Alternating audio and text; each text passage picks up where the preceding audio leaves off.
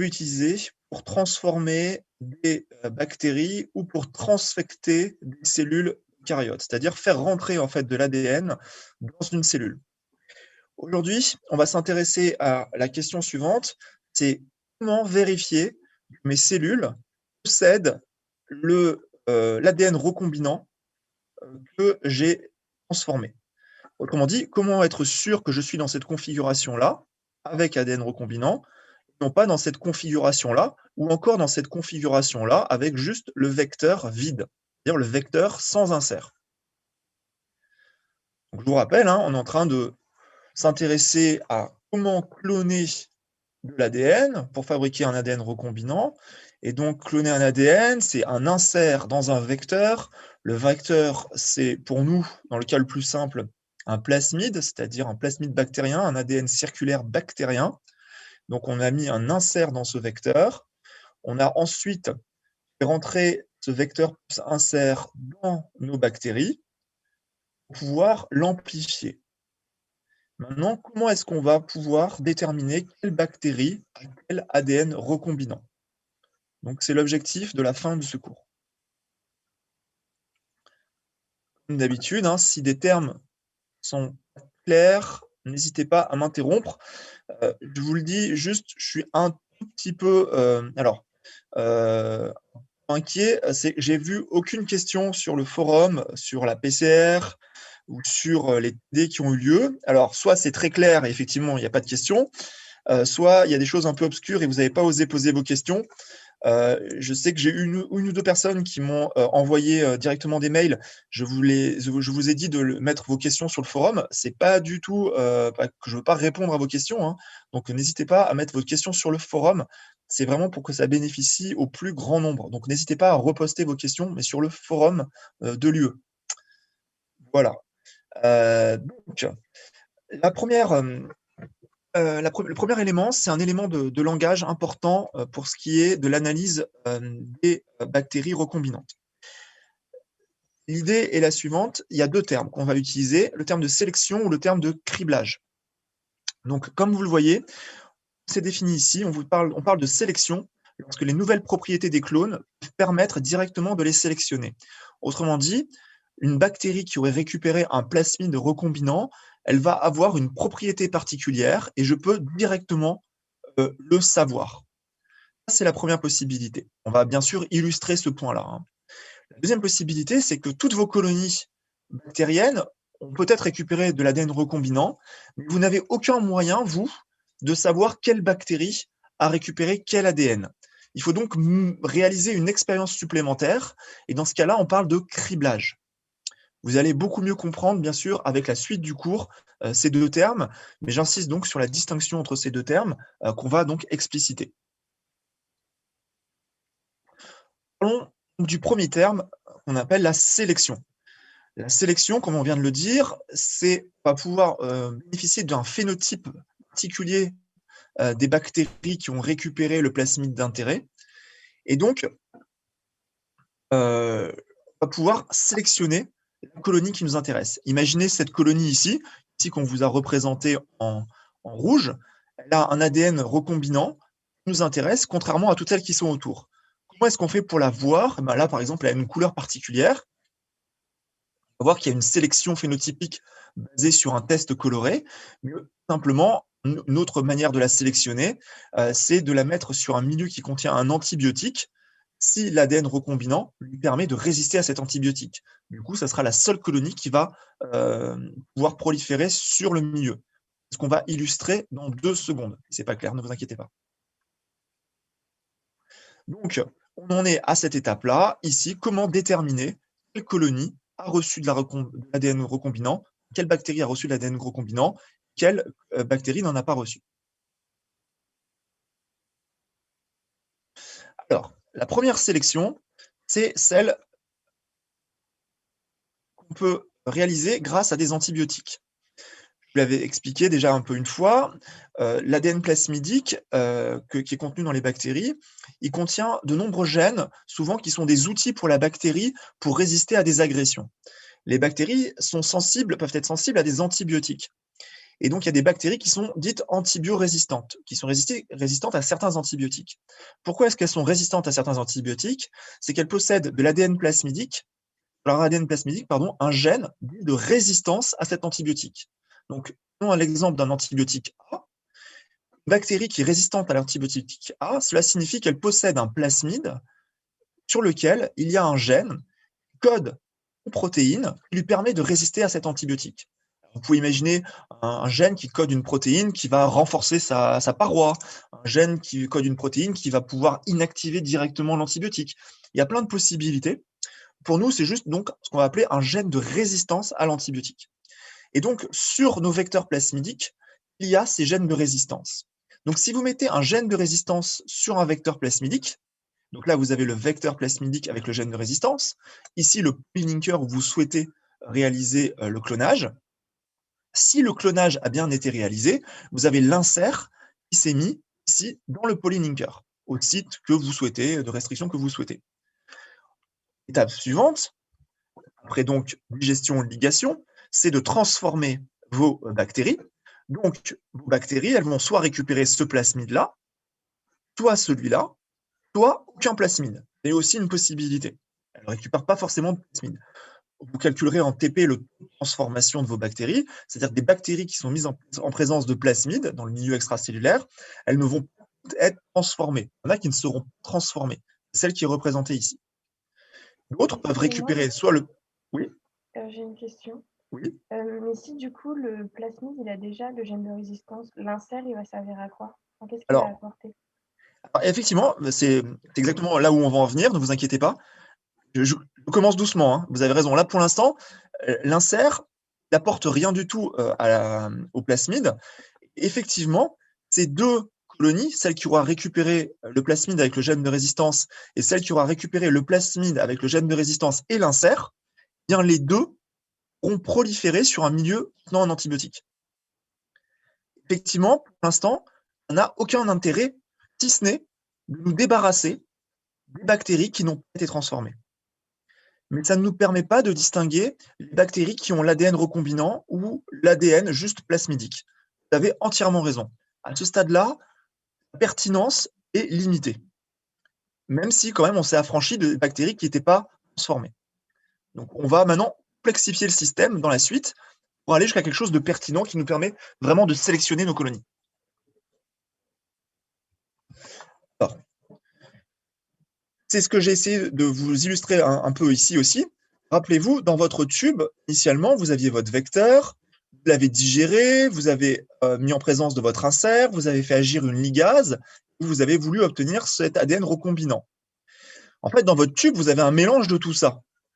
C'est-à-dire que lorsque vous faites la transformation, il y a des bactéries qui vont être transformées avec l'ADN plasmidique non digéré, encore intègre, des bactéries qui vont être transformées avec l'ADN qui a été linéarisé, l'ADN plasmidique linéarisé, mais qui n'a pas intégré l'insert, ici juste l'insert, ou ici l'ADN recombinant.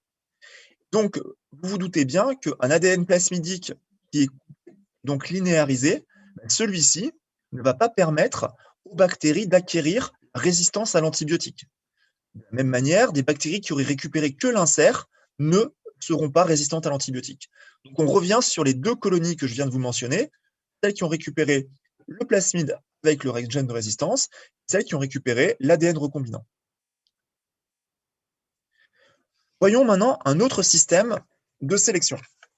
Le système du gène LACZ qui code la bêta-galactosidase. Donc, je pense qu'on vous en a déjà parlé. J'espère que cette diapositive est la dernière que vous aurez, en tout cas sur le principe, c'est-à-dire que vous connaîtrez ça par cœur. Vous verrez qu'en biologie, c'est un système qui est très, très, très, très fréquemment utilisé. Donc, l'idée est la suivante. Vous avez un gène qu'on appelle le gène LACZ qui est sur votre plasmide. Ce gène code une protéine qui s'appelle la bêta-galactosidase. Et la protéine bêta-galactosidase, quand on la met en présence de son substrat, ici qu'on appelle le X-gal, un substrat non coloré, eh bien, cette bêta-galactosidase, elle peut cliver le X-gal pour donner du galactose et une molécule qui présente un noyau indole, le 5-bromo-4-chloro-3-hydroxyindole. Donc, vous ne devez pas connaître le nom de cette molécule par cœur, évidemment. vous devez connaître le fonctionnement, c'est-à-dire que le X-gal est clivé par la bêta-galactosidase pour donner au final ici une molécule colorée en bleu. Donc, ce que je suis en train de vous dire, c'est qu'une bactérie qui possède le gène LAC-Z, si je la mets en présence de X-gal, bien, elle va pouvoir produire un coloré bleu. Donc, la colonie sera bleue. Donc, plus exactement, à quoi ça ressemble un plasmide qui contient le gène LAC-Z? Ben, vous voyez, il y a le gène LAC-Z qui est ici. Au milieu du gène LAC-Z, il y a un tout petit endroit qui n'empêche pas la fonctionnalité du gène LAC-Z, qui contient en fait le polylinker. Donc, vous avez le polylinker, ici, qui est au milieu du gène LAC-Z. Mais ça n'empêche pas l'expression du gène LAC-Z. Quand on fait un clonage avec ce genre de plasmide, eh bien, vous avez le plasmide ici sans insert, qui a un gène LAC-Z fonctionnel. Ici, vous avez le plasmide qui aura récupéré l'insert, puisque le polylinker est au sein du gène LAC-Z. Et vous voyez que quand il y a l'insert, le gène LAC-Z ne peut plus être transcrit correctement. Autrement dit, dans ce cas-là, il n'y a pas de bêta-galactosidase qui peut être produite. Alors que quand vous avez le vecteur sans insert, vous pouvez produire de la bêta-galactosidase.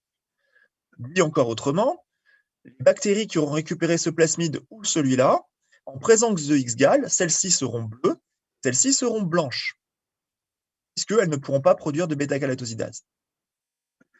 Bien sûr, les colonies qui n'auraient pas de plasmide, dans ce cas-là, elles peuvent proliférer et elles restent blanches. Il n'y a pas de sélection par un antibiotique ici. Ici, je distingue juste mes colonies par rapport à leur couleur. Donc, le polylinker, je répète, il est dans le gène LAC-Z.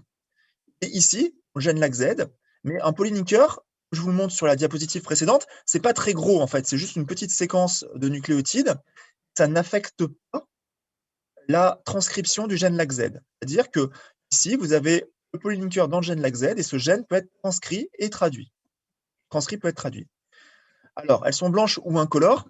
En fait, les colonies sur un milieu de culture, vous verrez, en fait, elles apparaissent plutôt blanchâtres. Elles apparaissent blanchâtres.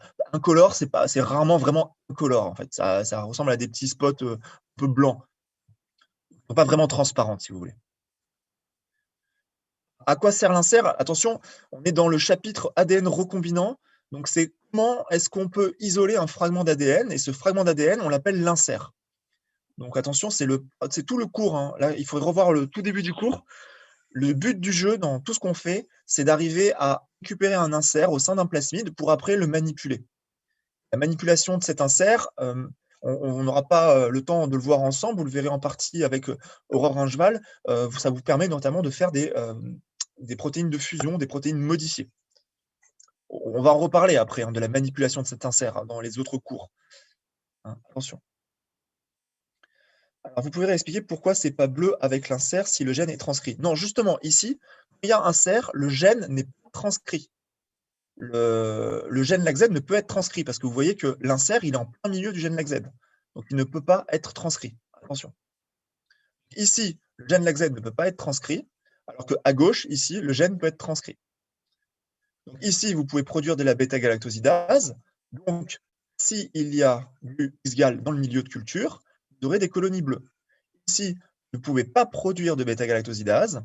Donc, s'il y a du X-gal dans le milieu, le X-gal restera le X-gal. Le X-gal est incolore. Donc, la colonie ne fabriquera pas de substrat bleu, de produits bleus. Monsieur, mais c'est pas grâce au polylinker que l'insert est placé? Oui, le polylinker, c'est l'endroit où vous allez pouvoir insérer l'insert. Vous allez pouvoir mettre un fragment d'ADN, oui. Mais du coup, c'est le polylinker, c'est ce qui va cliver. Le polylinker, il ne clive rien. Le polylinker, c'est juste une séquence d'ADN qui concentre plein de séquences de restriction. C'est-à-dire qu'il y a plein d'endroits ici qui peuvent être clivés par des sites, par des enzymes de restriction. D'accord. Okay. C'est juste une séquence d'ADN. Donc je vous le remets ici. Je vous dis ici, voilà, il y a plein de séquences, il y a plein d'enzymes de restriction qui peuvent couper ici, dans cette région. Dans le MCS, c'est le polylinker, c'est la même chose. Mais ce MCS, si ici il n'y a aucun insert, eh bien le LAC-Z peut tout à fait fonctionner. S'il y a un insert, il ne peut plus fonctionner. D'accord, merci. Alors, certains ont vu en TP déjà, c'est effectivement donc, la présence de ces colonies bleues. Donc, vous voyez, hein, sur une boîte de pétri, vous pourrez voir des colonies bleues. Et donc, dans ces colonies bleues, ça signifie donc qu'ici, il y a le gène LAC-Z qui est exprimé. À côté de ça, ici, vous voyez des colonies blanches qui sont donc a priori nos colonies recombinantes ou alors des colonies qui n'ont du tout de plasmide. Donc, ce que je viens de vous présenter, c'est deux types de sélection. Simple, soit avec un antibiotique, soit avec le système LAC-Z. Mais comme vous me l'avez fait remarquer tout à l'heure, bah, le système il n'est pas parfait parce qu'à chaque fois, on récupère des bactéries qui ne nous intéressent pas, c'est-à-dire qui n'ont pas forcément que l'ADN recombinant. Donc, ce qu'on va faire, ce n'est pas des simples sélections, c'est des doubles sélections. J'explique. Si le plasmide, maintenant, va être un peu plus compliqué. Il va contenir un gène de résistance tout à l'heure, mais également un gène de résistance B. Donc, il va avoir un deuxième gène de résistance. Dans ce deuxième gène de résistance, vous aurez le polylinker, c'est-à-dire l'endroit où on peut mettre l'insert. On peut rajouter de l'ADN.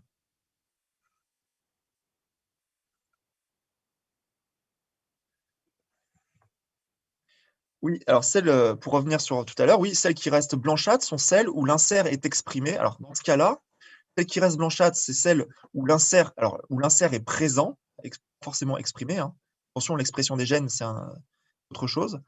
Donc là, c'est là où il y a le plasmide avec l'insert, mais une colonie, une bactérie qui n'aurait pas de plasmide, elle pourrait aussi proliférer, elle serait blanche. Il n'y a pas de raison qu'elle ne prolifère pas. Donc, les bactéries qui sont non transformées, dans le cas de la simple sélection, pourraient aussi proliférer. C'est pour ça que je vous parle maintenant de double sélection, essayer d'éliminer, par exemple, ces colonies-là qui ne nous intéressent absolument pas. Alors, donc dans ce système à double sélection, vous avez donc un deuxième gène de résistance. Si bien que, avec un polylinker à l'intérieur, si bien que si l'insert est présent, vous voyez que le deuxième gène de résistance, ici, est perturbé, ne peut donc être utilisé. Ça donne quoi très concrètement? Si vous prenez une boîte de culture, vous mettez l'antibiotique dessus. Donc, les seules bactéries qui vont pouvoir proliférer sur cette boîte seront les bactéries qui auront un plasmide de résistance à l'antibiotique A, c'est-à-dire celles qui auront récupéré ce plasmide-là, le plasmide originel, ou alors le plasmide recombinant, lui avec l'insert, que lui aussi possède un gène de résistance à l'antibiotique A fonctionnel. Les deux peuvent proliférer. Donc là, c'est déjà c'est intéressant parce que du coup, vous avez que les bactéries qui sont transformées. Celles qui ne sont pas transformées, celles qui n'ont pas de plasmide, ne peuvent pas proliférer dessus. Mais l'inconvénient, c'est que vous ne pouvez pas distinguer celles qui ont le plasmide originel et celles qui ont le plasmide recombinant.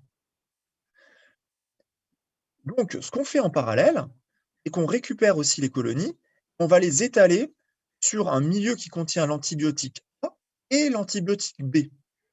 Du coup, sur ce milieu-là, vous devez avoir une colonie, les colonies qui ont le plasmide originel, qui n'ont pas le plasmide recombinant.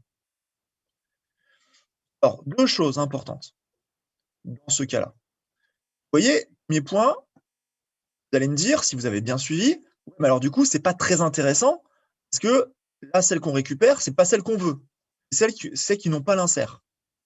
Vous avez entièrement raison. Ce qu'il faut, c'est avoir cette information, cette colonie-là ne pousse pas ici, par contre qu'elle a poussé ici. C'est le premier point. Si, donc, ça me mène au deuxième point, si ce qu'on fait, en fait, c'est une sélection négative. Si vous avez fait une sélection positive, vous avez gardé les colonies qui vous intéressent, alors quelles, mais aussi les colonies qui vous intéressent, et ici, on fait ce qu'on appelle une sélection négative. Et oui, il va falloir faire effectivement ce que certains ont déjà en tête, une réplique. Donc, vous l'avez déjà tous vu en cours? Ah, bah c'est génial, super. Vous voyez ça dans quel cours alors? Ah, bah en génétique, ils sont extraordinaires en génétique.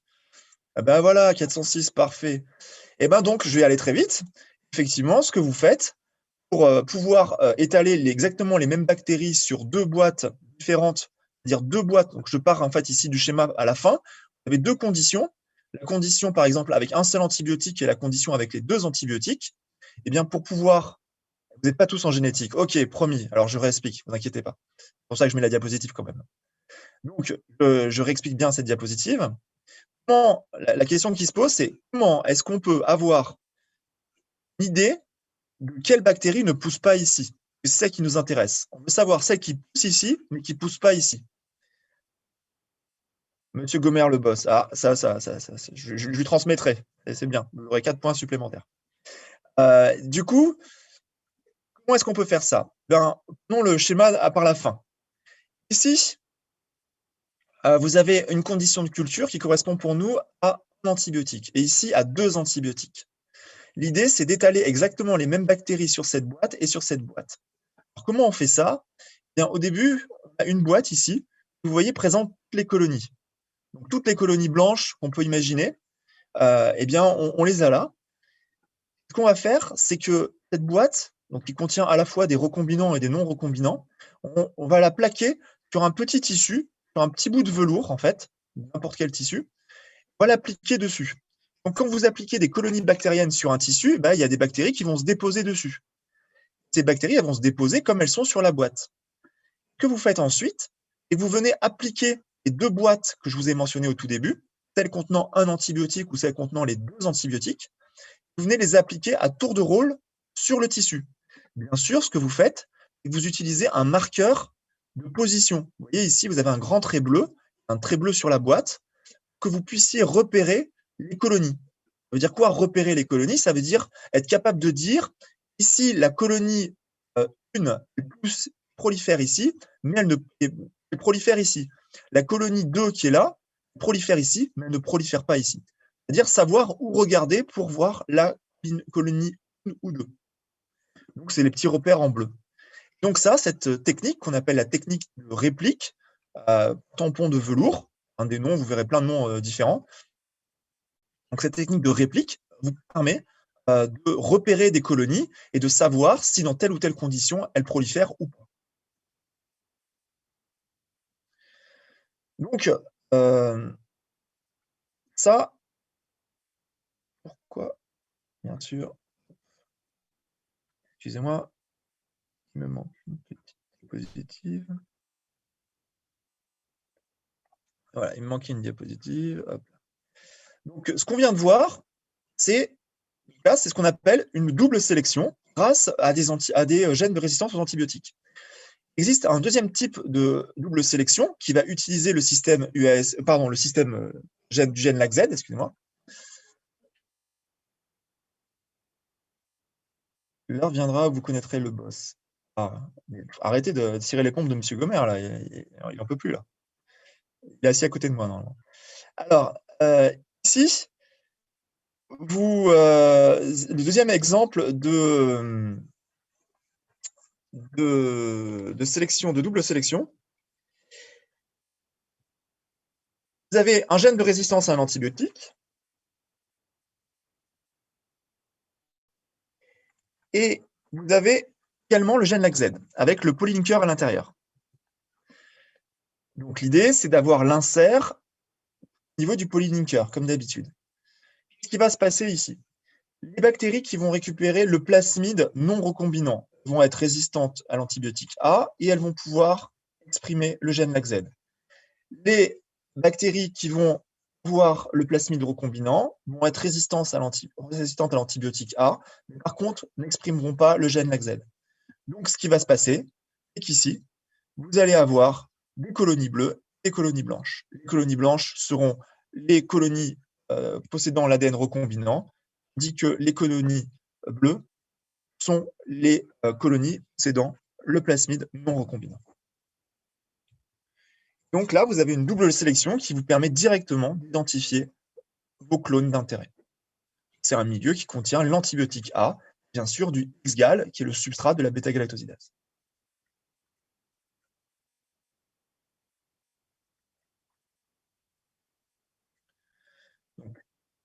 J'espère que cette histoire de sélection est claire et qu'à chaque fois, on s'est basé sur un phénotype des colonies bactériennes, leur résistance à un antibiotique ou leur couleur. Donc, on avait deux types de phénotypes différents.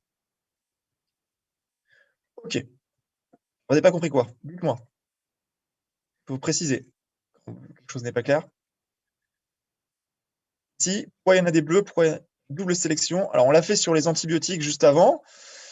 Ici, c'est juste la couleur. Je parle de double sélection parce qu'il y a deux gènes différents. Parfait. Ici, il y a un gène de résistance A. Donc, toutes les colonies qui auront récupéré le plasmide vont pouvoir proliférer si vous mettez l'antibiotique A sur le milieu. Celles qui auront ce plasmide-là ou ce plasmide-là. Celles qui auront le plasmide non recombinant, c'est-à-dire sans insert, elles vont avoir ici le gène LAC-Z correct, c'est-à-dire qu'il peut être transcrit et le transcrit qui peut être traduit. Donc, il peut produire la bêta-galactosidase. Donc, s'il y a du X-gal dans le milieu, la bêta-galactosidase peut transformer ce X-gal en produit bleu. Ici, contrario, vous avez un insert qui est en plein milieu du gène LAC-Z. Donc, si on est en plein milieu du gène LAC-Z, le gène LAC-Z n'est pas fonctionnel. Donc, pas de transcrit, bêta-galactosidase. Donc, ces colonies-là, ces bactéries qui sont là, si vous les mettez en présence de X-gal, elles ne peuvent pas l'utiliser. Donc, la bêta-galactosidase, il n'y a pas de bêta-galactosidase qui peut transformer le X-gal en produit bleu. Donc, je laisse réfléchir à cela. Et si ce n'est pas clair, bah, vous mettez un petit mot sur le forum ou vous pouvez me poser des questions à la fin du cours, il n'y a pas de problème. La deuxième grand type, c'est ce que le criblage que je vous ai évoqué tout à l'heure. Donc, le criblage. Non. Ici, il n'y a pas de réplique, justement. Dans ce cas-là, il n'y a pas de réplique. C'est sur la même boîte, vous pouvez sélectionner en fonction de la couleur. Il n'y a aucune problématique de réplique ici. Il n'y a pas besoin de. C'est une sélection positive ici. Et vous sélectionnez par rapport à une couleur. Tout le monde pousse. Tout le monde peut proliférer. Les répliques. Oui, ici, bien sûr, il faut faire deux répliques.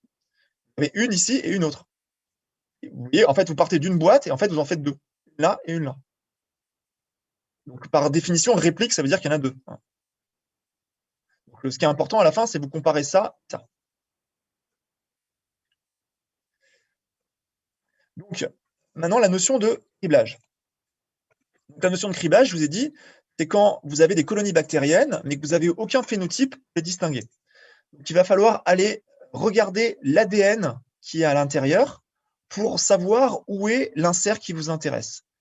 Et, entre guillemets, identifier un insert qui vous intéresse dans une colonie bactérienne, ça veut dire aller le chercher, aller l'identifier grâce à une sonde. Donc, grâce à une sonde d'ADN. Alors, vous verrez que les sondes d'ADN ou d'ARN, on va les utiliser dans deux autres techniques, ce sont le Southern blot et le Northern blot. Le Northern blot, vous le verrez plus tard avec un autre enseignant. Le Southern blot, on va essayer de le voir dans la foulée tout à l'heure. Donc, l'idée est la suivante. Les colonies qui possèdent l'insert ont une séquence d'ADN spécifique. Donc, ici, en bleu, ce serait la séquence de votre insert.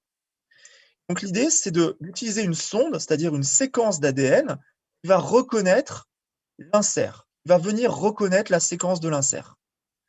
Il faut une séquence d'ADN qui puisse venir reconnaître cet insert. Bien sûr, cette séquence que vous allez mettre, qu'on appelle la sonde, qu'elle puisse reconnaître votre insert, il faut que donc il y ait hybridation, donc il y ait complémentarité de base, et puis ensuite, il faut que vous puissiez la détecter. Donc, il faut qu'elle soit identifiable grâce à un marqueur fluorescent ou un marqueur chimique.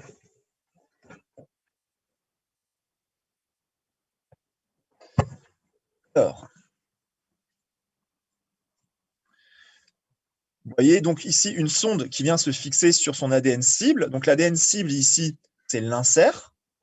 Et la sonde marquée, vous voyez qu'ici, par exemple, elle a un fluorochrome, c'est-à-dire qu'elle est capable d'émettre de la fluorescence si vous l'excitez. Bien, ça va vous permettre d'identifier si la sonde a pu se fixer ou pas.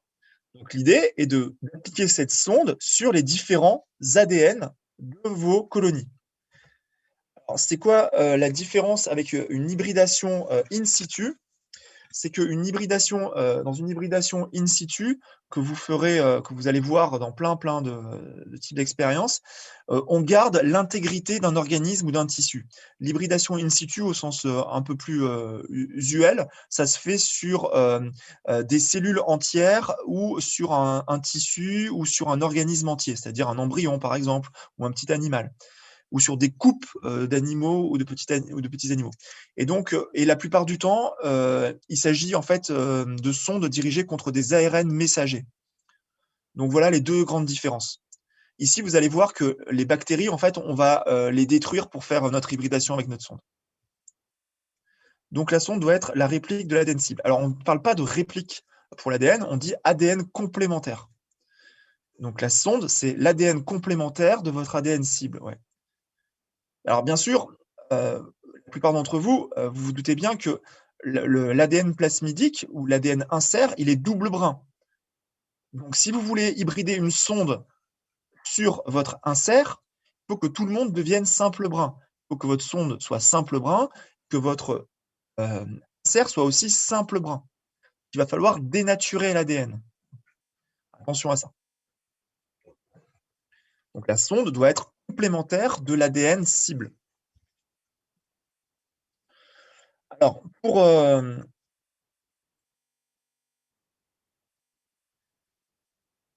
faire une sonde alors qu'on connaît déjà l'ADN cible? En fait, vous connaissez l'ADN cible, vous pouvez connaître l'ADN cible, mais vous, imaginez, vous voulez cloner cet ADN, c'est-à-dire vous voulez l'isoler. La problématique, c'est pas forcément de connaître la séquence, c'est plus de savoir, d'avoir un plasmide qui contient cette séquence. Donc, dans ce sens-là qu'il faut imaginer les choses. Après, il est possible aussi que vous n'ayez pas toute la séquence. C'est-à-dire que vous pouvez connaître une partie de la séquence contre laquelle vous pouvez faire une sonde, mais il est possible que tout le reste de la séquence, vous ne la connaissiez pas. Donc, ça peut être quand même pertinent de le faire. Donc, s'il y a hybridation d'ADN, vous vous doutez bien, si vous avez bien relu votre poly de Béissan, il y a une problématique bien sûr de température, de pH, de force ionique. Je ne vais pas revenir là-dessus, mais vous devez revoir toutes ces parties-là qui sont importantes pour l'hybridation de deux molécules d'ADN. Donc, déterminer les conditions d'hybridation de deux molécules d'ADN sont importantes. Les paramètres les plus importants sont la température, le pH et la force ionique. Alors, vous verrez qu'on reverra cette technique d'hybridation d'ADN avec la technique de Southern. Bien sûr, je n'ai pas résisté à l'envie de vous mettre la figure de M. Edwin Southern, qui, en termes de visage inquiétant, n'a rien à envier à Carrie Mullis. Vous voyez, on va le revoir tout à l'heure.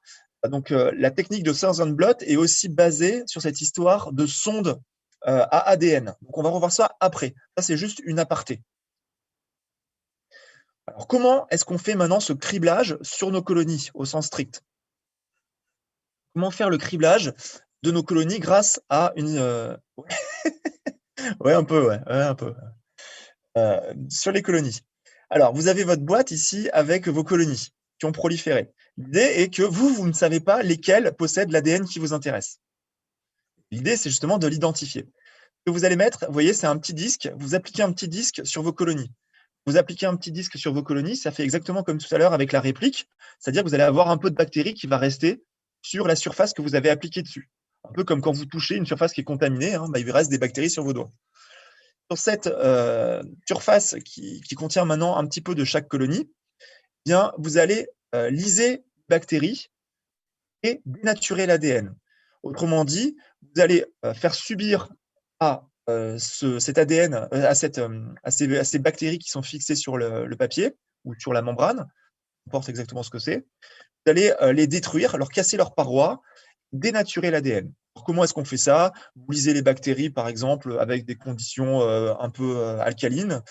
Et la dénaturation aussi se fait en conditions alcalines, par exemple, ou en chauffant un peu.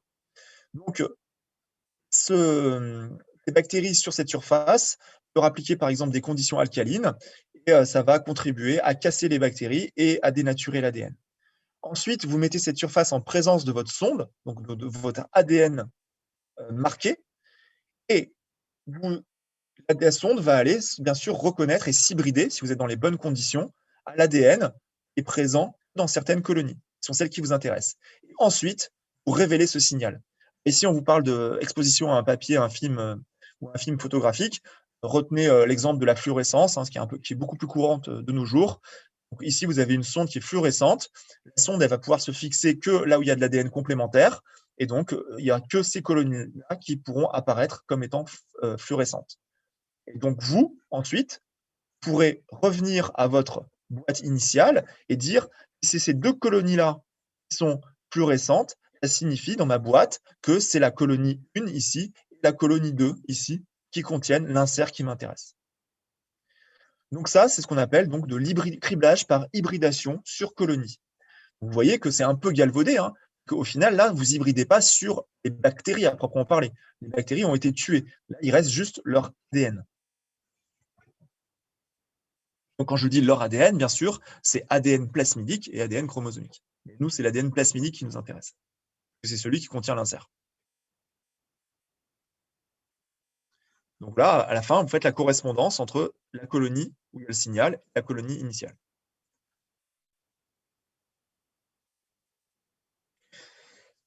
On pourrait aussi faire un criblage grâce à des anticorps spécifiques. Alors là, on ne passe pas par une sonde à ADN, on passe cette fois donc par des anticorps et par la capacité qu'ont vont avoir des anticorps à reconnaître une protéine. Alors, ça nécessite quel paramètre, à votre avis, pour qu'un anticorps vienne reconnaître spécifiquement une protéine dans la colonie? Donc cette fois, il faut que vous ayez un anticorps qui vienne reconnaître la protéine qui est présente, qui est codée par votre insert. Ça nécessite quoi, Nick? Tout à l'heure, on reconnaissait un ADN insert. Oui, exactement. Ça nécessite que le gène soit exprimé. Très bien. Ça nécessite que le gène soit transcrit, donc l'insert soit transcrit et traduit. Transcrit soit traduit. Donc, vous ne pouvez pas faire ça avec n'importe quel vecteur plasmidique. Il faut forcément que vous ayez un vecteur plasmidique qu'on a appelé un vecteur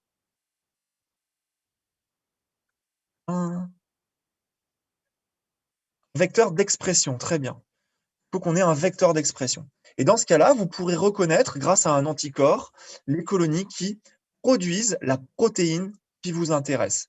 Donc, vous pourrez identifier la colonie en question, récupérer cette colonie et en produire des grandes quantités. Donc, c'est très bien.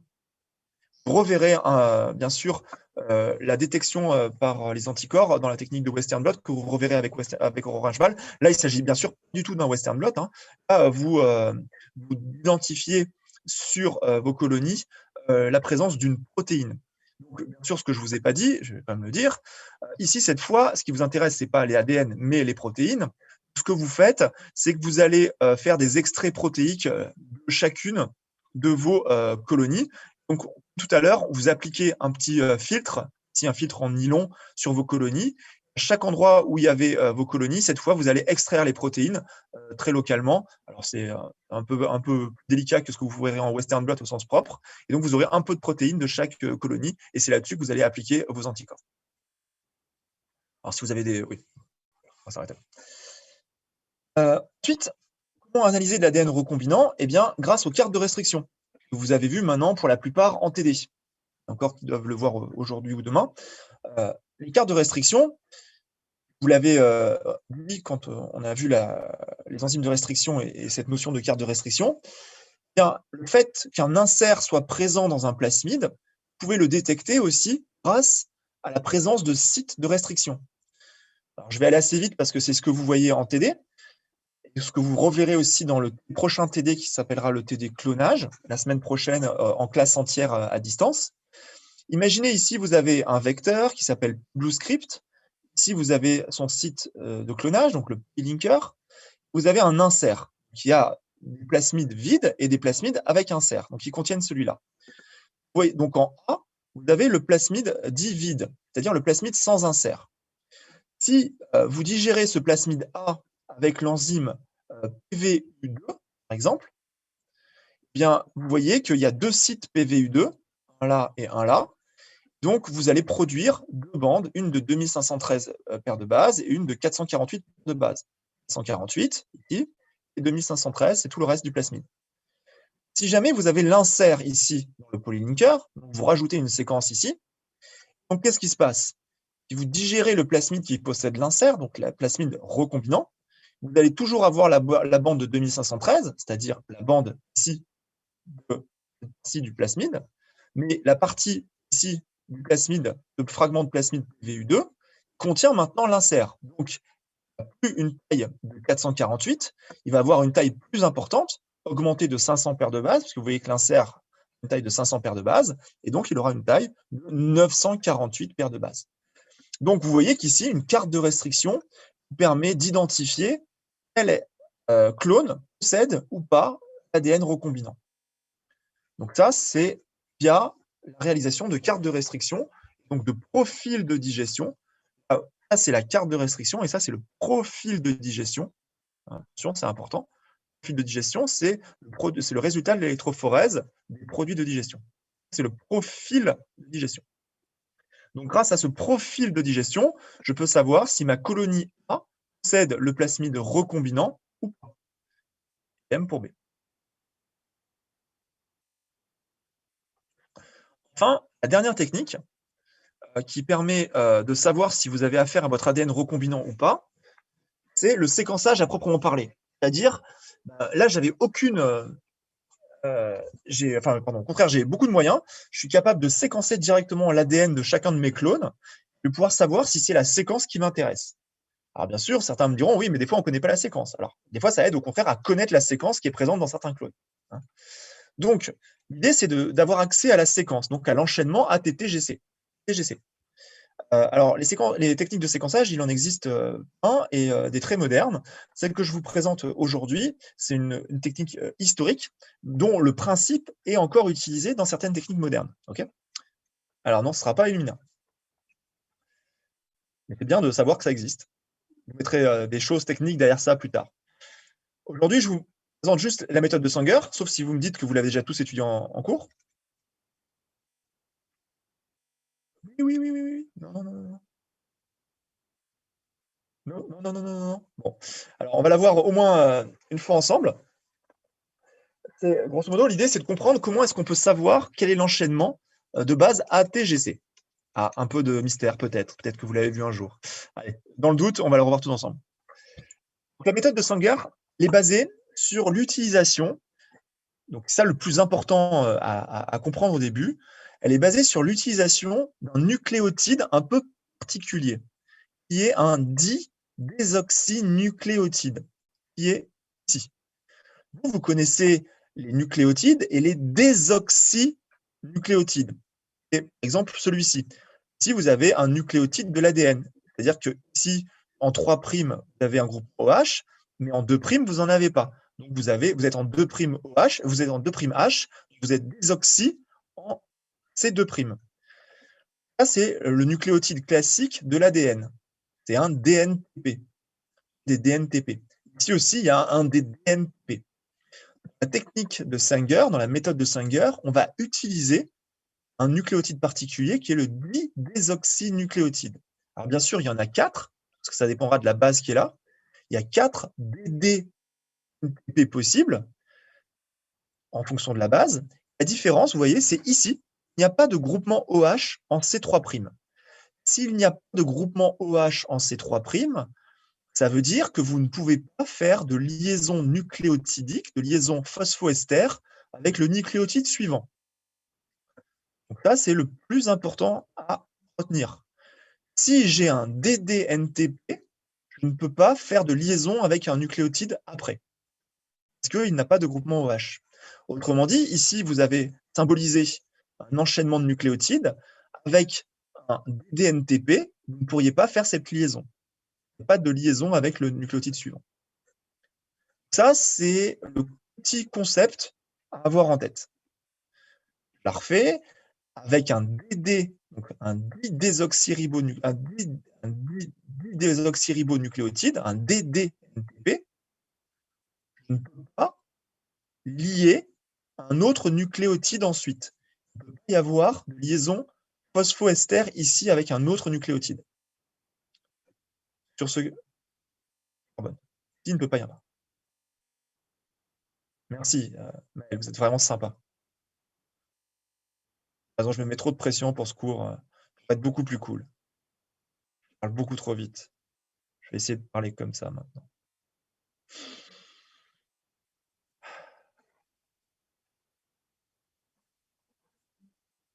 Ça va beaucoup mieux. Vous êtes un bon médecin. Très prévenant. Alors donc, maintenant, la technique. Ah! Enfer et damnation. Pour l'instant, j'ai juste expliqué. Ouais, c'est un peu la définition de Maël. Mais Maël et Lucas, je retiens ce binôme, 4 à chacun pour tous vos bons conseils et vos bonnes remarques. Donc ici, la technique basée sur l'utilisation d'un nucléotide qui ne peut pas faire de liaison avec le nucléotide suivant. Alors c'est ce qu'on appelle les DDNTP. Il ne peut pas faire de liaison avec un nucléotide ensuite. Alors, comment ça marche? Si c'est pas clair, on pourra en reparler à la fin du cours avec ceux qui auraient un problème avec ce que je raconte. Comment ça se passe concrètement? Vous allez vous allez préparer 4 tubes différents. Dans le tube 1, vous allez mettre du DDA, donc du DDNTP qui possède l'adénine. Un des DDNTP. Dans le tube 2, du DDC, dans le tube 3, du DDT, dans le tube 4, du DDG. Vous voyez, dans chacun des tubes, j'ai mis un nucléotide qui ne peut pas lier les autres nucléotides. Dans chacun des tubes, en plus, je vais mettre les 4 autres nucléotides, donc les DNTP. Donc là, je mettrai du DA, du DATP, du DGTP, du DCTP et du DTP. Dans ce tube-là, dans ce tube-là, dans ce tube-là et dans ce tube-là. Donc vous avez 4 tubes. La seule différence entre les 4 tubes, c'est le DDNTP qui possède. Maintenant, ce qu'on va faire dans chacun de ces tubes, c'est qu'on va mettre l'ADN qu'on veut séquencer, on va rajouter l'ADN qu'on veut séquencer, on va rajouter une polymérase. Donc je mets j'ai 4 tubes, dans chacun des tubes, je mets en plus l'ADN que je veux séquencer, plus une polymérase. ADN polymérase. Alors, dans le premier tube, qu'est-ce qui va se passer? Je prends mon premier tube, celui qui a donc l'ADN à séquencer, la polymérase, les 4 DNTP et le DDA. Donc votre polymérase, elle fonctionne avec une amorce. Donc on va lui donner une amorce, peu importe, ce n'est pas vraiment le truc le plus important ici. Ce qui peut se passer, la polymérase, ici, vous voyez qu'elle doit polymériser le brin complémentaire. C'est son job de polymérase. Donc, elle agit de 5' en 3', donc elle va aller par là. Ici, qu'est-ce qu'elle doit mettre? Elle doit mettre un AMP. Elle doit mettre un A. Il y a plusieurs possibilités. Dans le tube, il y a du DATP, mais il y a aussi du DDTP. La première possibilité, c'est qu'ici, elle mette un DDA au lieu de mettre un A. L'autre possibilité, vous voyez, qui est mentionnée ici, c'est qu'elle mette un A. Après, elle va mettre un C, puisque ça, elle en a, elle va mettre un C. Et puis là, peut-être, au moment où elle doit remettre un A, elle pourra mettre un DDA, que est complémentaire en termes de base. Ce qui est important de réaliser, c'est que si elle met un DDA, ensuite, elle ne peut plus rien synthétiser, puisqu'on a dit, définition, les bi-désoxyribonucléotides ne peuvent pas lier d'autres nucléotides. Donc ici, vous aurez juste un nucléotide. Ici, si elle incorpore un A, elle peut continuer la synthèse. Donc là, elle arrive ici, là, elle rajoute un DDA. Là, elle ne peut plus continuer. On peut imaginer aussi que la polymérase, le jeu du hasard, ne tombe pas sur du DDA dans son tube, mais à chaque fois est du TP, du DATP. Donc elle met du A ici, elle continue, elle a les autres, elle met du A ici, et elle continue, elle continue, elle continue.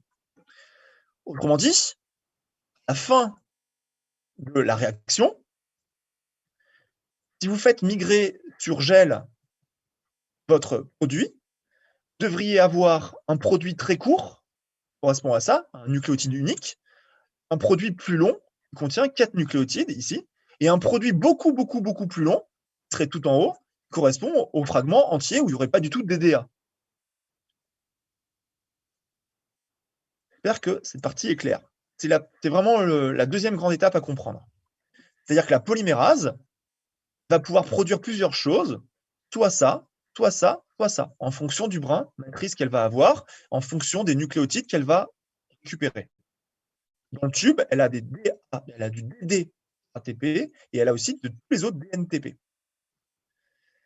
Donc à la fin de la réaction, il y a plusieurs fragments qui ont été produits. Celui-là, un très court, un moyen court et un très très long qui n'est même pas mentionné ici. Ce qu'on vient de faire ici avec le DDA, on peut le faire aussi avec du DDC, le deuxième tube. Oui, tout à fait, il peut y avoir d'autres fragments, hein, c'est-à-dire qu'ici, on s'arrête ici. Vous avez, alors il peut y avoir d'autres fragments. Dans cet exemple, non, parce qu'on ne vous montre pas la suite de la séquence. Mais bien sûr, la séquence est certainement beaucoup plus longue. Il pourrait y avoir d'autres fragments. Mais, donc, dès qu'on tombe sur du DD, que la transcription s'arrête. Oui, tout à fait. La transcription s'arrête ici. En fait, ce n'est pas la transcription, hein, la réplication. C'est de la réplication de l'ADN. Si ça s'arrête ici, vous voyez qu'il n'y a rien d'autre derrière. Si ça s'arrête ici, il n'y a rien d'autre derrière. Si, on va dire que l'ADN a séquencé, pour faire simple dans cet exemple, s'arrête là, okay, pour faire simple. Vous voyez que l'autre possibilité, c'est qu'ici, il n'y a pas eu de DDA, il y a eu du A, donc c'est bon, ça a pu continuer. Ça arrive ici, du A, donc c'est bon, ça a pu continuer. Et après, il n'y a pas d'autre possibilité de mettre du DDA, puisqu'il n'y a plus de T ici à mettre dont il faut mettre le complémentaire. Donc on va dire que le séquençage s'arrête ici. Donc vous aurez juste 3 fragments à l'issue de la réaction. Dans la vraie vie, c'est beaucoup plus long parce que vous ne séquencez pas juste 9 nucléotides. Hein, c'est beaucoup plus long. C'est un exemple assez court. Donc maintenant, on fait la même chose dans le tube 2, mais avec le DDC. Cette fois, vous voyez, je vous mets directement le résultat du tube 2. Ici, ça va forcément mettre un A, puisqu'il n'y a pas de DDA dans le tube 2, il y avait que du DDC. Ici, par contre, ça pourrait mettre un DDC. Ici, ça pourrait s'arrêter et mettre un DDC. Puis après, ici, il n'y a pas de G, donc on n'a aucune raison de mettre un C. Donc ça peut tout synthétiser. Dans le tube 2, vous voyez, vous pourriez produire ce fragment-là ou ce grand fragment-là. Donc, autrement dit, cette fois, vous voyez que le fragment le plus court, il est un tout petit peu plus long que dans le premier cas. Celui-ci, il est intermédiaire. C'est ceux qui sont mentionnés ici, 2, 3. C'est dans le tube 2. Donc, si vous faites migrer en parallèle des extraits précédents sur électrophorèse, ici, vous obtiendrez 2 fragments, celui-là et celui-là. Vous faites ainsi de suite avec le tube dans le DDT, qui contient le DDT, enfin, le tube qui contient le DDG. Si vous faites ça, à la fin, vous êtes capable de faire quoi, finalement?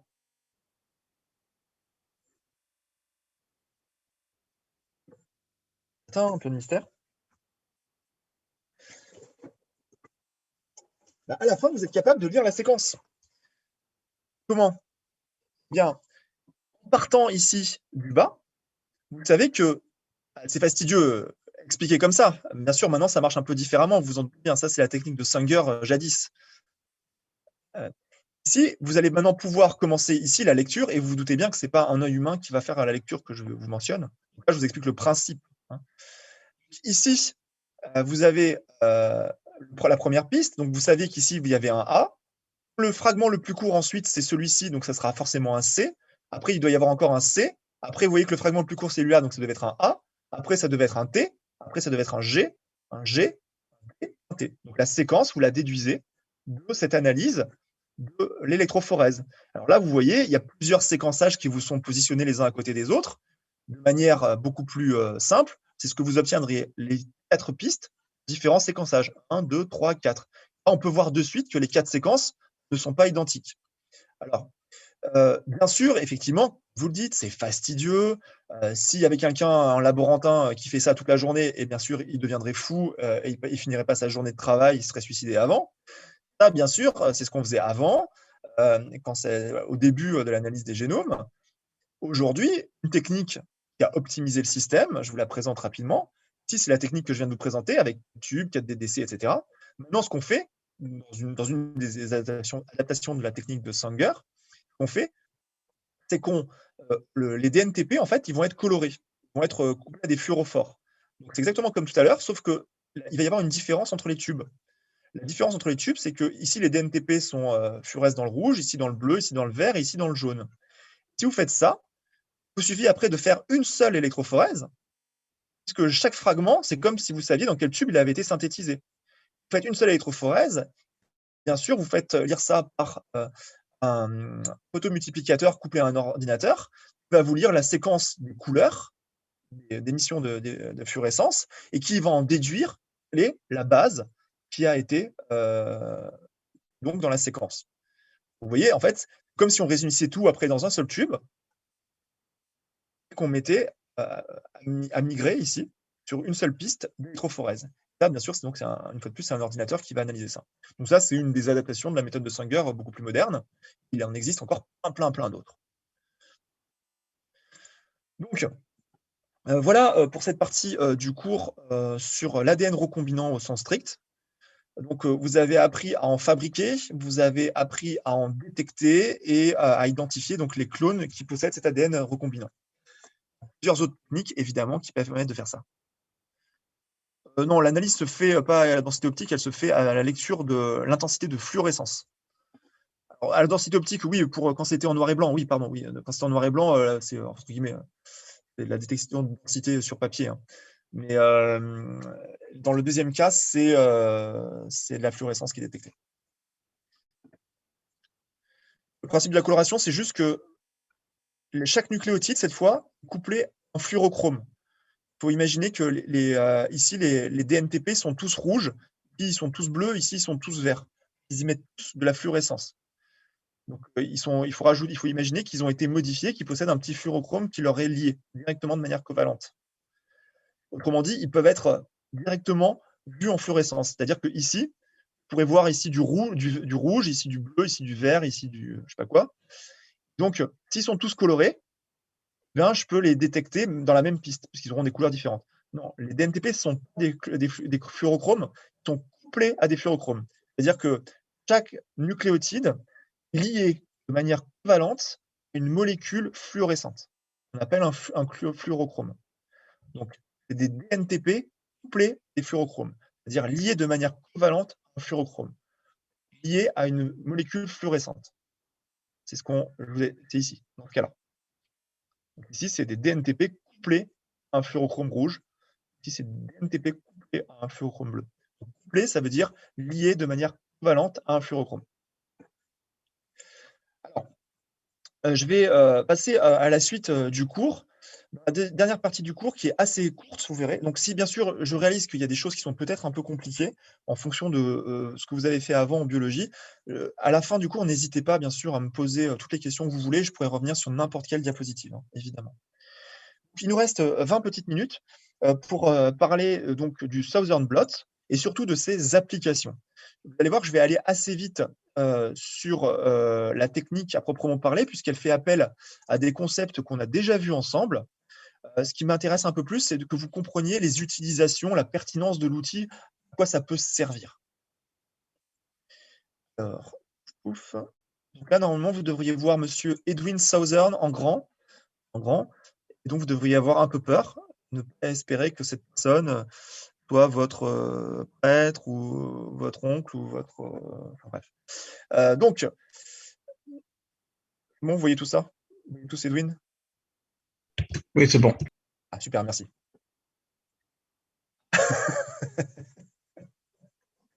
Ouais, je vous protège du mal. Le boss des boss, et oui, lui c'est un sacré boss, lui. Ouais. Alors, la technique de Southern Blot. Juste pour resituer un tout petit peu. Par rapport à tout ce que... Ouais, un peu, vous mettez une cape. Par rapport à tout ce que vous allez voir, globalement, vous allez voir que dans plein de techniques, on va s'intéresser à rechercher ou détecter des molécules d'ADN, d'ARN ou de protéines. Rappelez-vous bien que quand on la plupart des techniques pour détecter les molécules d'ADN avec une sonde, ce qu'on appellera un Southern Blot, quand on veut détecter un ARN avec une sonde, ça s'appelle un Northern Blot. Et quand on s'intéresse aux protéines qu'on veut détecter après migration sur l'électrophorèse, on détectera avec des anticorps et ce sera des Western Blot. Donc vous verrez Northern Blot et Western Blot, vous allez les revoir sous peu.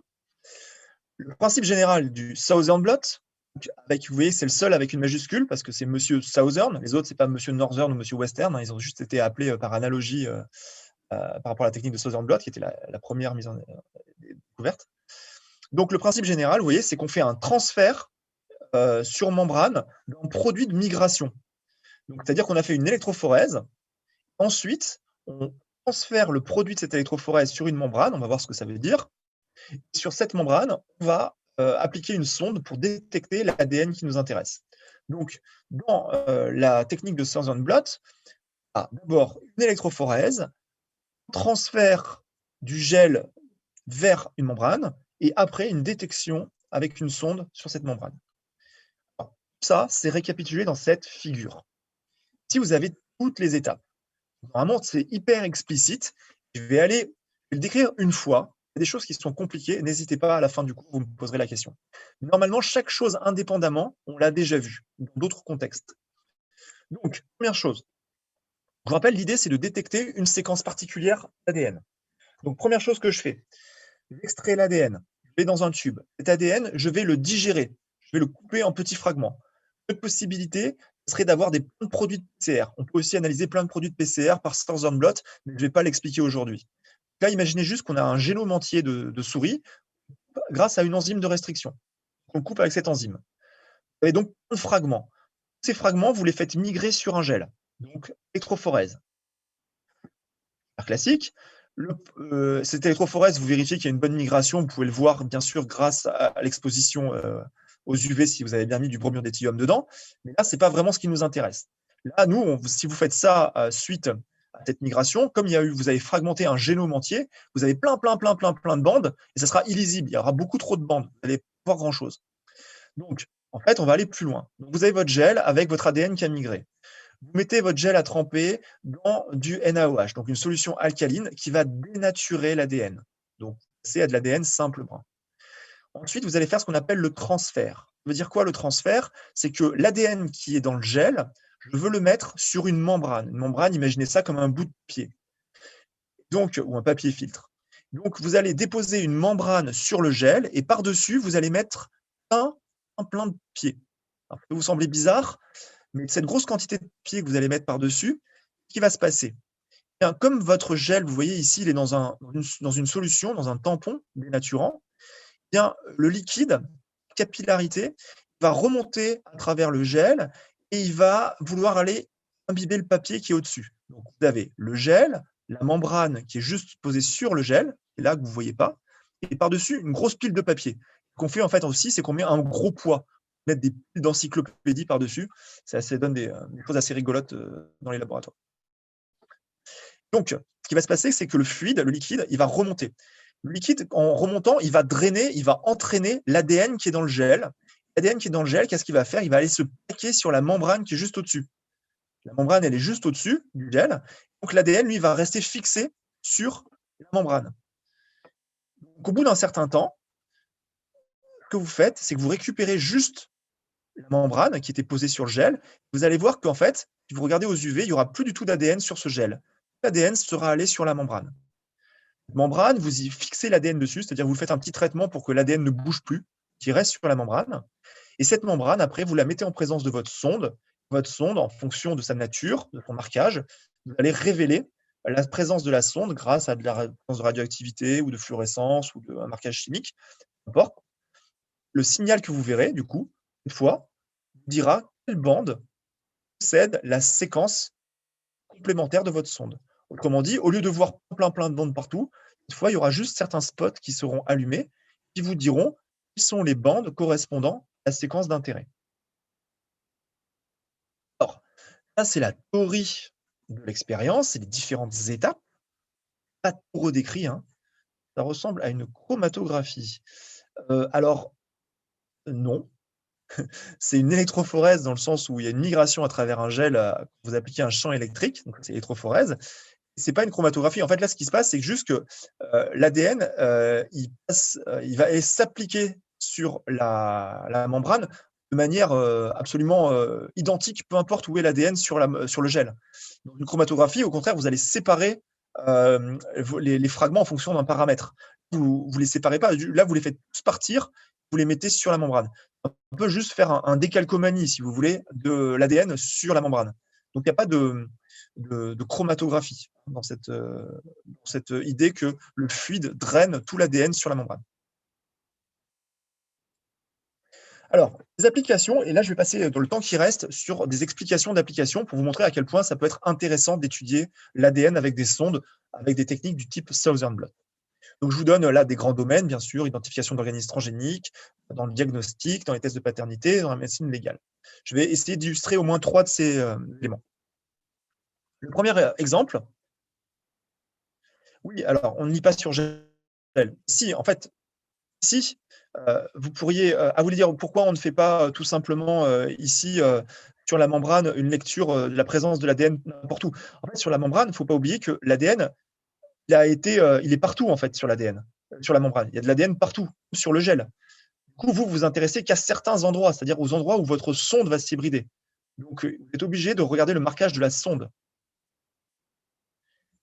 On dénature, attendez, juste, on dénature pour que la sonde puisse s'hybrider. Parce que si l'ADN est double brun, la sonde ne pourra pas s'hybrider. Donc, vous êtes obligé de dénaturer pour que la sonde puisse s'hybrider. Oui, bon, allez-y. Dites-moi. Je vous ai coupé. Allez-y. Désolée. Bah, du coup, en fait, moi, ma question, c'est pourquoi on ne met pas sur le gel directement? Alors, pourquoi Le on ne gel, met pas la... Pourquoi on ne met pas la sonde sur le gel, c'est ça? Oui. Alors, c'est effectivement une question tout à fait légitime. Et ben, en fait, parce que le gel, c'est pas du tout facile à manipuler. Un gel, si vous voulez incuber avec la sonde, ça veut dire après, ce que je vous décris pas trop dans la figure, ça veut dire incuber avec plein de solutions différentes. En fait, le gel ne s'y prête absolument pas. C'est-à-dire que c'est pas facile à manipuler un gel. Vous verrez, c'est très cassant. C'est un peu épais. Et donc, vous risquez de l'abîmer. En plus, vous allez avoir un problème d'accessibilité. La sonde ne rentrera pas forcément très très bien partout dans le gel. Alors que quand vous l'avez fixé l'ADN sur une membrane, bah, c'est comme si vous aviez une feuille de papier avec votre ADN déposé dessus. Donc votre ADN est directement accessible. Donc voilà pourquoi on a besoin de faire le transfert. Est-ce que ça va? Je prends ça pour un oui? Ok. Vous verrez, hein, le transfert, c'est ce que vous ferez aussi en Northern blot et en Western blot. Donc cette idée qu'il faut passer du gel à la membrane, c'est parce que avec le gel, vous ne pouvez pas faire grand-chose après. C'est bien pour la migration, mais après, à manipuler, ce n'est pas du tout pratique. Alors, identification d'animaux transgéniques. L'exemple est le suivant. Vous avez deux allèles possibles. Ici, vous avez l'allèle sauvage. Donc, vous avez un allèle, donc n'importe quel gène, peu importe, sur un chromosome, peu importe lequel. Ce qui est important juste ici de remarquer dans ce schéma, c'est que donc l'allèle qui est symbolisé par ce trait marron, qui est symbolisé par ce trait marron, il peut être coupé ici par l'enzyme de restriction XBA. Vous voyez, XBA ici peut couper ici. Si ça coupe l'allèle sauvage, vous obtenez un fragment de 6,2 kilobases. Maintenant, il existe des animaux transgéniques, c'est-à-dire des animaux dans lesquels on a rajouté une séquence d'ADN, comme vous avez pu en entendre parler avec les plantes génétiquement modifiées ou avec les animaux génétiquement modifiés. Et donc, ça veut dire qu'ils ont des séquences génétiques supplémentaires, un ADN supplémentaire. Imaginons l'allèle correspondant transgénique, c'est-à-dire qu'il a une séquence supplémentaire. Si dans cette séquence supplémentaire, il est possible, c'est le cas qu'on illustre ici, qu'il y ait un site XBA en plus. Donc, imaginez que ce transgène rajoute un site XBA. S'il rajoute un site XBA, eh bien, si le fragment de 6,2 du sauvage, vous ne l'avez plus, vous allez fragmenter ici et obtenir un fragment intermédiaire de 4,8. Donc, si vous utilisez une sonde capable de reconnaître cette séquence-là, spécifiquement, si elle va reconnaître un fragment de 6,2, ici, elle ne reconnaîtra qu'un fragment de 4,8. Pourquoi? Parce que l'ajout du transgène rajoute un site XBA. Vous faites un animal transgénique, vous rajoutez une séquence d'ADN. Cette séquence d'ADN, il peut y avoir des sites de restriction supplémentaires. C'est l'exemple qui est donné ici. Donc, si vous regardez le résultat du Southern blot correspondant, ce qui est symbolisé ici. Ici, vous avez donc fait tout ce que je viens de vous raconter. Vous avez pris la souris sauvage, vous avez extrait son ADN, vous avez coupé son ADN par l'enzyme de restriction XBA, et vous avez mis cet ADN, vous l'avez fait migrer, vous l'avez transféré sur membrane, et vous l'avez mis en présence d'une sonde qui reconnaît le début de ce fragment. Donc, si la souris est sauvage, donc plus, qu'elle a les deux allèles sauvages, vous verrez une bande ici à 6,2 kilobases. Si l'animal est hétérozygote, c'est-à-dire que si l'animal il possède un allèle sauvage et un allèle transgénique, vous allez voir, en plus de la bande à 6,2, que ce fragment-là sera présent, vous aurez aussi le fragment de 4,8. Donc votre sonde ne va pas reconnaître seulement ce fragment-là, elle va aussi reconnaître ce fragment-là. Donc vous verrez deux signaux sur votre Southern blot. Si votre souris est homozygote transgénique, bah, cette fois, vous ne verrez que la bande de 4,8, c'est-à-dire que vous avez 2 allèles transgéniques. J'espère que c'est clair. Donc, classiquement, le Southern Blot peut vous aider à vérifier directement le génome d'un animal. Donc, vous adressez directement à l'ADN chromosomique de l'animal en dirigeant des sondes contre cet ADN. Vous pouvez vérifier donc la présence de certaines séquences comme ça. Ça nécessite ici que le transgène rajoute un site XBA. Est-ce qu'on aurait pu imaginer imaginer qu'il n'y ait pas ce site XBA? On aurait pu faire le transgène qui nous permettre de le discriminer ici. Imaginez, on ne rajoute pas de site XBA avec le transgène, qui aurait une autre possibilité pour qu'on puisse quand même distinguer les transgéniques des non transgéniques.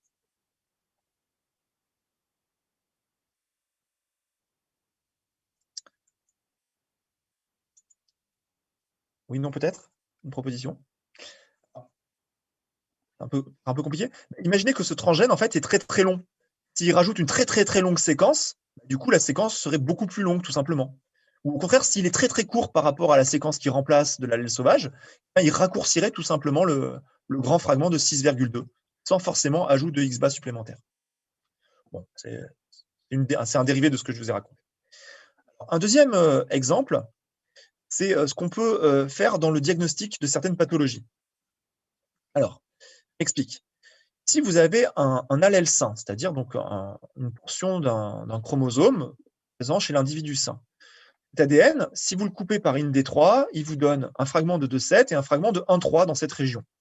La région où vous avez votre sonde. Votre sonde, elle reconnaît du coup le fragment de 2,7, elle reconnaît le fragment de 1,3. Elle peut reconnaître ici et un peu ici. Alors ça, c'est une question qui m'est posée chaque année. On n'a pas besoin que la sonde reconnaisse entièrement la séquence complémentaire. Ce que je veux dire, c'est qu'une sonde peut, si elle reconnaît partiellement cette région-là, s'hybride avec cette région-là, ça suffit à ce que vous ayez un signal. De la même manière, vous voyez ici, vous avez digéré par une D3, va être que partiellement hybridé avec l'ADN, que cette partie-là qui va s'hybrider avec cette partie-là. Donc, et vous aurez quand même un signal. Pas besoin qu'il y ait une hybridation totale de votre sonde avec sa région cible. Donc, on est dans le cas où un allèle muté, une pathologie, par exemple, une maladie, elle engendre une mutation de l'ADN et, par exemple, rajoute un site IND3. Cette fois, ce n'est pas un transgène qui rajoute un site supplémentaire, c'est la maladie la maladie qui est associée à la mutation. La mutation en question rajoute un site de restriction. Vous avez un site IND3 supplémentaire. C'est exactement comme tout à l'heure. Les patients qui auront l'allèle sain, eh bien, ils vont avoir un fragment de 2,7 et un fragment de 1,3. Les patients qui auront un allèle malade, associé à la pathologie, pardon, un allèle muté associé à la pathologie, vont présenter, ici, vous voyez, un fragment de 9 supplémentaire. Donc ça, c'est les patients qui seront hétérozygotes, auront un allèle sain, un allèle muté. Ils auront le fragment de 2,7, parce que lui, il va lui donner 2,7. Un fragment de 1,3, parce que là, ils auront 1,3 et là, ils auront 1,3. En plus, ils auront ici le fragment de 1,9. Là, dans le cas C, vous voyez un patient qui, lui, ne présente que l'allèle muté, donc il n'a que des fragments de 1,9 et de 1,3. Donc la sonde s'hybridera seulement avec ces fragments-là. Donc vous voyez que cette technique, elle permet, en diagnostic, d'identifier un porteur d'une mutation qui est associée à un nombre, à un site de restriction supplémentaire. En fait, ça marche aussi si vous imaginez un site de restriction en moins. Juste faire le raisonnement inverse sur un autre cas. Donc, cette technique, en fait, elle porte un nom. Elle s'appelle la RFLP, Restriction Fragment Length Polymorphism. Donc, c'est une technique qui est utilisée couramment en diagnostic génétique. Vous la reverrez normalement en génétique. Excusez-moi, monsieur, j'ai une question. Oui. En fait, j'ai du mal à comprendre. Enfin, c'est pas que j'ai du mal à comprendre, mais la sonde, on ne sait pas exactement, elle délimite quel fragment comme elle est entre les deux. Enfin, en fait, ce que vous avez mis en vert là, du coup, pour l'allèle sain, ça veut dire que elle est sur tout le long des 2,7 et des 1,3. Non, En fait, c'est pas délimité clairement. Du coup, si le site de restriction supplémentaire, il est avant l'apparition de la sonde. Enfin, du coup, ce ne sera pas capté. Enfin, je ne sais pas si je suis très claire. Alors, en fait, effectivement, ce qui est important, c'est que, alors, pour répondre en partie à la question, si la sonde, il faut imaginer, je n'ai pas fait les pointillés, mais ça veut dire qu'elle s'hybride jusqu'ici, et ici, sur cette portion-là, elle s'hybriderait jusque-là, d'accord? Un début, il y a une fin. Elle ne s'hybride pas avec tout l'allèle. Elle s'hybride qu'avec une région. Pas ça? Oui. De ici, Oui. ici. Ce qui est important, c'est de voir si elle s'hybride avec cette région-là, mais qui a été digérée par une D3, va s'hybrider en fait. Ce qui est important, c'est avec à quoi elle est accrochée. Si ici elle s'hybride, elle s'accroche à un fragment de 2,7. Ok. Et Si comment elle elle... peut savoir que le fragment il fait 2,7? Alors, nous, on peut le savoir après parce qu'on a fait migrer nos fragments sur gel. Rappelez-vous, quand on fait une électrophorèse, vous avez des marqueurs de poids moléculaire qui vous donnent la taille du fragment que vous avez. Nous, au début, si vous voulez, on peut le faire de manière empirique, c'est-à-dire que vous allez vous prendre un individu sain et voir quel type de bande il a. Vous allez comparer ça à un individu malade. Historiquement, c'est comme ça que ça a été fait. C'est-à-dire qu'on a vu que les individus sains avaient ces bandes-là, les malades avaient ces bandes-là, donc on en a déduit qu'il y avait apparition d'une nouvelle bande. Pour qu'il y ait apparition d'une nouvelle bande, ça veut dire que la sonde s'hybride maintenant un fragment ici qui est plus court que celui-là, par exemple. Alors, comment on connaît la taille? C'est parce qu'on a des marqueurs de poids moléculaire juste à côté, qui vous donnent la taille. Là, je ne les ai pas représentés. Il faut imaginer que sur un gel, vous pouvez savoir la taille exacte de chaque fragment. Si j'ai un fragment de 1,9 en plus, ben, je me pose la question, comment est-ce que je peux avoir un fragment de 1,9 en plus? Ben, la seule possibilité, c'est que ce fragment de 2,7 ici soit plus court que prévu. Qu'il soit plus court que prévu, ça veut dire qu'ici, il y a eu un site IND3 en plus. Si ce site IND3 en plus, et je crois que là, c'était une de vos questions, n'est pas là, mais imaginons il est là, loin, est-ce que ça va changer la taille de ce fragment? Non. Si ce site IND3, il n'est pas ici, mais il était plus loin, en fait. À votre avis? Bah, du coup, il redeviendrait à 2,7. Ben ouais, exactement, ça deviendra 2,7. Donc ça ne changerait absolument rien et vous ne pourriez pas détecter, grâce à cette sonde, l'allèle muté. Cette sonde-là ne serait pas la sonde appropriée. Ce que vous suggériez, c'est que cette mutation, elle soit où? Près aussi, par ici? Non, mais en fait, j'avais du mal à comprendre. Enfin, du coup, c'est juste que j'avais un doute par rapport à la sonde. Si, en fait, elle captait aussi, par exemple, là, dans la limitée, le fragment à 0,8, du coup, qui va être coupé, qui est Alors, à avant. votre avis, est-ce qu'il est complémentaire, ce fragment à 0,8 de la sonde? Bah, du coup, non, parce qu'il n'est pas en dessous. Donc, non. Exactement. Il n'est pas complémentaire de la sonde, donc il ne sera pas détecté, ce fragment 0,8. OK. Alors, oui, tout Mais à c'est fait. bon, je crois que j'ai compris. Ok, bah super. Si c'est un problème, n'hésitez pas à reposer la question, il n'y a pas de problème. Donc effectivement, Ahmad, si jamais la mutation était plus loin ici en 5', effectivement, il faut imaginer une sonde plus longue, par exemple. Ouais, ça serait une solution. Ouais. Ouais, là, il faudrait une autre sonde, exactement. Vous avez entièrement raison. Vous pourriez imaginer une autre sonde. Alors, il reste une toute petite minute. Alors, je vais vous l'expliquer. C'est quelque chose que vous reverrez par ailleurs en génétique, mais c'est intéressant. À quoi sert la sonde? La sonde, elle sert à détecter les fragments. Si vous n'avez pas de sonde, ici, vous ne verrez rien. Vous verriez juste plein de fragments D3. Je vous rappelle que vous avez digéré entièrement le génome. Donc ici, sur gel, vous ne verrez absolument rien. Vous verrez que des fragments partout. Donc il faut utiliser une sonde pour révéler certains fragments. Si vous n'utilisez pas de sonde pour révéler juste le fragment qui vous intéresse, eh bien, vous ne verrez absolument rien. Il faut une sonde à chaque fois. Il faut, il faut appliquer une sonde ici sur votre membrane. La sonde, elle va aller à l'endroit qu'elle reconnaît. C'est-à-dire, elle va reconnaître cette séquence-là. Elle ne reconnaîtra rien d'autre, hein, par contre. Donc, effectivement, la sonde, vous en mettez plein, hein, votre sonde. Vous en mettez plein. La sonde, elle va aller reconnaître les endroits dont elle est complémentaire. Voilà. Alors, c'est l'heure, donc je ne vais pas vous faire ce dernier exemple rapidement, ça serait dommage. Donc là, c'est un exemple sur les séquences répétées qui permettent notamment de faire la recherche de paternité et où on va encore utiliser des profils de type Southern Blot avec des sondes. Alors, ce que je vais faire, c'est que je vais vous laisser le lire et essayer de le comprendre. Ce cours sur le Southern Blot, comme je vous l'ai indiqué sur Moodle, n'est pas à l'examen, n'est pas au CC, d'accord? Donc, cette partie n'est pas au CC. Et donc, ce troisième exemple, c'est pas grave si on ne le voit pas ensemble aujourd'hui. Vous pouvez essayer de le comprendre à la maison. Et si jamais vous avez des difficultés particulières, ben, on pourra revenir dessus. Donc, on va là, pour le prochain cours, la semaine prochaine, vous avez Aurore Ingeval pour les techniques d'interaction protéique, d'études des interactions protéiques. Le samedi 13, nous avons le CC ensemble et on se revoit dans 2 semaines pour le dernier cours sur les protéines. Donc, on reparlera de ça brièvement si vous le souhaitez. Voilà. Je vous souhaite une très bonne journée et je reste connecté, bien sûr, pour toutes vos questions.